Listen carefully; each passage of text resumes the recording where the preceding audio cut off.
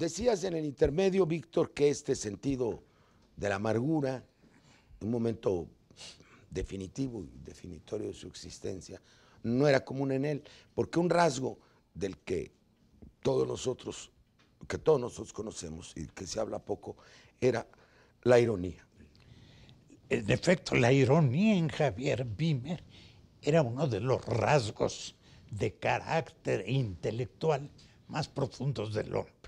Es decir, tenía el punto de vista del otro lado de las cosas.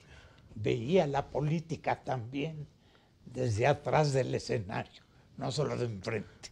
Y entonces era capaz... Con cierta sabiduría popular, diría yo. Claro, entonces era capaz también de quitarle los calzones al rey y darle una nalgada por el trasero. Esto era Javier Wimmer, también con una enorme frecuencia. Yo quisiera decir que en ese libro extraordinario de Víctor, Retrato de Familia, Víctor lo capta precisamente en esa expresión jocunda de Javier, que es precisamente esa ironía hacia el mundo, hacia los hechos que nos circunscriben y a no tomarnos demasiado en serio, que era de alguna manera su punto de origen para cualquiera. Podía tomar una discusión con una enorme puntualidad, pero igualmente de pronto romper en un chascarrillo que no solamente aniquilaba la solemnidad, sino inclusive cualquier argumento que fuese pretencioso.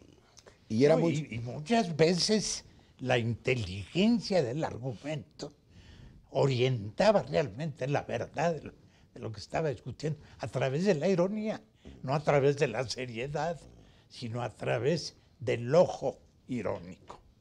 ¿Y la bohemia? La bohemia, en el sentido más amplio, su gusto por la música popular, por los hechos de la vida cotidiana. Le cantamos sus canciones predilectas. Bueno, recordemos que él celebraba con el pequeño poblado de San Jerónimo, les ayudaba y participaba a su casa, que la abría como un gran santuario para que se celebrase como un mayordomo la fiesta local y el momento en que la gente tenía sus encuentros con sus tradiciones, él estaba siempre presente. Pero hay un y enfoque. En su cocina también, ¿eh? En la cocina, Sí, claro. Es un hombre que rescataba... El hombre de la cocina, de los descubrimientos, ¿sí?, de los hallazgos, de las sorpresas culinarias, fue notable Javier. Por ejemplo, era la única casa, sí hay en los pueblos, sí hay restauraciones todavía, donde se comía cocina azteca. Bueno, un armadillo que alguna vez puso frente a María Kodama, para susto de María Kodama, en una picardía muy propia de Javier, de burlarse de nosotros mismos.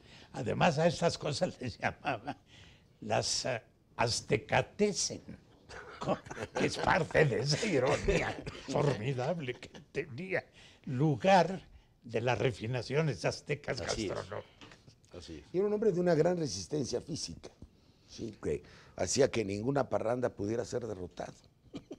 Una fuerza extraordinaria. Una fuerza extraordinaria. Y probablemente esto es lo que más nos pesa y nos duele, porque el roble, el gran roble que era Javier, de pronto lo vemos caído.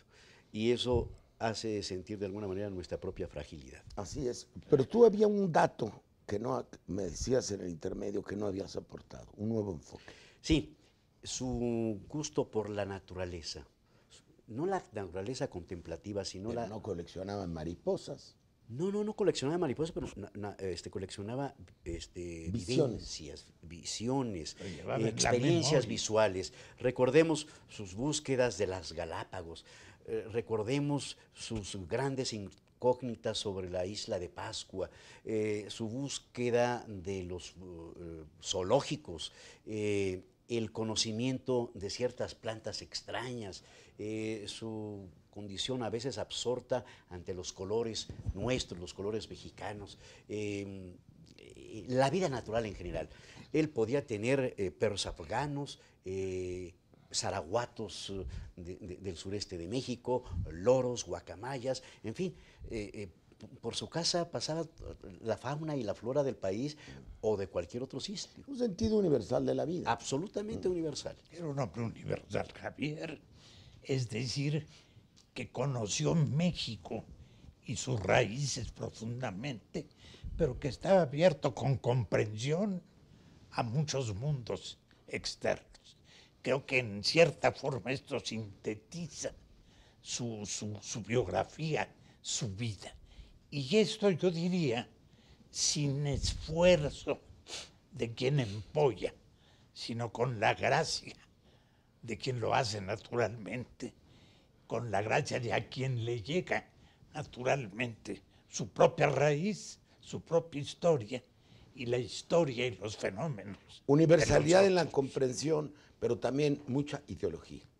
Por ejemplo, en esta conversación, Javier veía como una, casi como si estuviéramos en el siglo XIX, como una tragedia, como una vuelta de la historia. Le llamaba la victoria de la derecha. Sí. Él veía al revés del siglo XIX, fíjate, que las armas liberales, después de tantos vuelcos, finalmente se impusieron. Aquí él veía y tenía dudas hacia el proceso democrático muy grandes que llamamos transición. Y tenía un reproche profundo hacia mí, debo decirte también, amistoso, porque quizá él pensaba que había sido inocencia de mi parte o demasiada buena fe el que el poder de este país hubiese caído en la derecha por el espejismo de la transición. ¿Tú no sentiste eso? Bueno, ciertamente, y era un crítico profundo, como bien sabemos, de la estupidez humana en el mundo de la política, donde podía ser él ser tolerante con los seres humanos, pero no tolerante con aquellos que cometían estupideces en el ámbito de la política, concretamente en el poder, para decirlo en términos muy concretos. Desde el poder se hace mucho daño.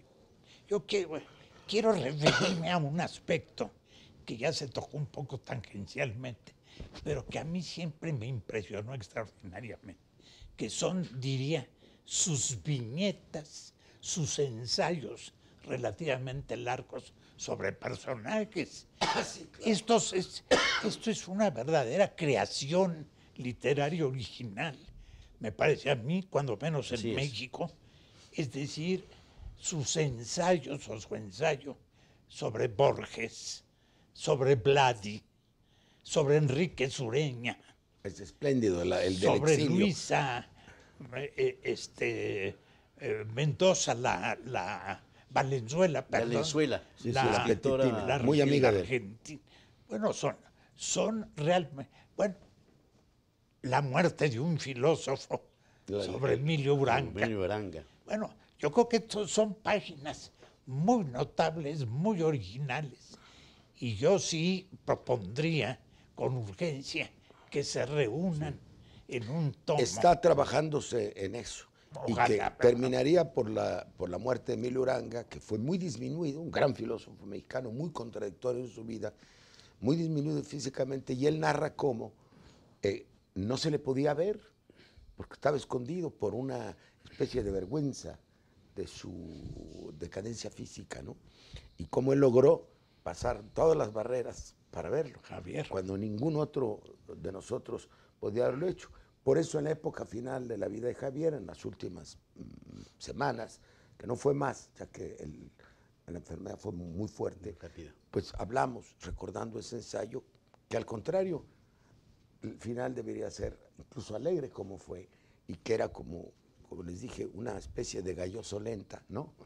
Que todo el mundo pudiera lo despedir en vida. Y creo que esa forma de morir tiene que ver mucho con su manera de vivir. ¿No lo ves tú así? Así es, y esa alegría de la vida la transmitió también en una especie de despedida feliz, recordando momentos agradables y siempre con un enorme sentido del humor, haciendo bromas cuando a veces, en ocasiones, su voz ya se quebraba, ya le resultaba difícil.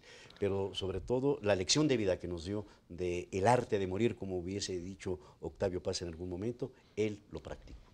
Lo despedimos con canciones y lo despedimos con muestras de cariño concreto que lo hubiera deseado extraordinariamente.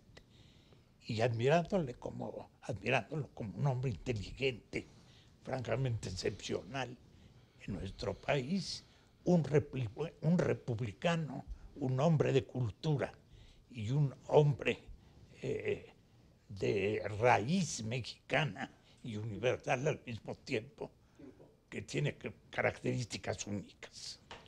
Pues creo que nos está llegando el fin del programa. Tenemos apenas unos segundos.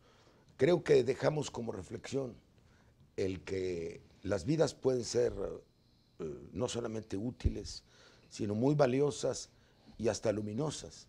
Pero como tú decías, en el conjunto de la historia pueden no alcanzar todas juntas a transformar un país. Nuestra generación no es un poco un reflejo muy claro de lo que ocurre en el país. Un país de grandes talentos, un país incluso de grandes especialistas, un país de grandes cualidades, que sin embargo no logra atar todo eso en un cambio histórico. Sería mi última reflexión. Estaría de acuerdo plenamente. Falta un cierto espíritu de cuerpo para lograr los objetivos, una cierta unidad, no sé si demasiados puntos de vista que se hacen prevalecer sobre la necesidad del fin común, vamos a llamarlo así. Tal vez esto sea una observación que nos deja Javier y que a propósito de Javier hacemos para el futuro. ¿Quisieras decir algo? Sí, agregar solamente que esa virtud de ser hombre puente fue hasta el final.